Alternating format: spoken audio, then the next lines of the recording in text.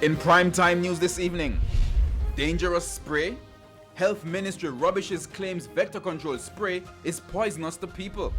Are Dons orchestrating ceasefires in volatile communities? Capri comments on that theory. And 11-year-old shot in September remains in hospital. Father pleads for help.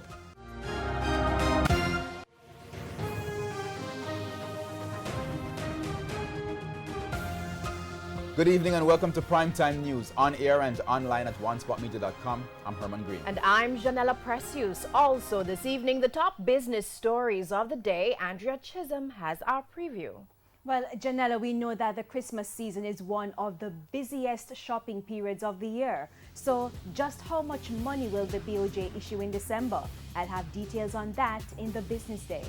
All right, thank you, Andrea. From Andrea, we go to Spencer Darlington. He'll tell us what's coming up in sports. Spencer.